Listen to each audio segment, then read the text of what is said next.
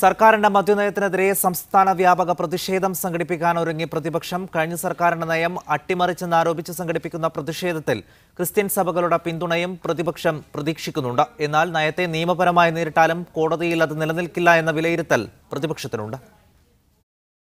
ഉമ്മൻചാണ്ടി സുധീരൻ തർക്കത്തിന്റെ ഫലമായിരുന്നു സമ്പൂർണ്ണ മദ്യനിരോധം എന്ന നയമെങ്കിലും UDF നേതാക്കളെല്ലാം പിന്നീട് ഈ നയത്തെ പിന്തുണച്ചിരുന്നു. തെരഞ്ഞെടുപ്പ് കാലത്ത് നയം തിരിച്ചടിയുണ്ടാക്കുകയും ചെയ്തതോടെ മദ്യനിരോധം എന്ന തീരുമാനം തെറ്റായിപ്പോയെന്ന് പ്രതിപക്ഷ നേതാവ് രമേശ് ചെന്നിത്തല തന്നെ ഒരു മാധ്യമത്തോട് പറഞ്ഞു. എന്നാൽ UDFന്റെ നയം LDF പൊളിച്ചെഴുതുമ്പോൾ പ്രതിപക്ഷത്തിന് സ്വാഭാവികമായും പ്രതിഷേധം സംഘടിപ്പിക്കേണ്ടി വരും.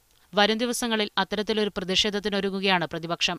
സർക്കാരിന്റെ മദ്യനയത്തോട് എതിർപ്പുള്ള ക്രിസ്ത്യൻ സഭകളുടെ പിന്തുണ പ്രതിപക്ഷം പ്രതീക്ഷിക്കുന്നുണ്ട്. സുഗതകുമാരി അടക്കമുള്ളവരുടെ പിന്തുണ കൂടി ലഭിക്കുമ്പോൾ പ്രതിഷേധം ആളിക്കത്തിക്കാൻ കഴിയുമെന്നാണ് UDFന്റെ വിലയിരുത്തൽ. എന്നാൽ പുതിയ നയം കോടതിയിൽ ചോദ്യം ചെയ്യാൻ കഴിയില്ലെന്ന വിലയിരുത്തലും നേതാക്കൾക്കുണ്ട്. കഴിഞ്ഞ സർക്കാരിന്റെ മദ്യനയം ചോദ്യം ചെയ്ത് ബാറുടമകൾ കോടതിയെ സമീപിച്ചപ്പോൾ നയം രൂപീകരിക്കാനുള്ള അവകാശം തെരഞ്ഞെടുക്കപ്പെട്ട സർക്കാരിനുണ്ടെന്ന് സുപ്രീംകോടതി വ്യക്തമാക്കിയിരുന്നു.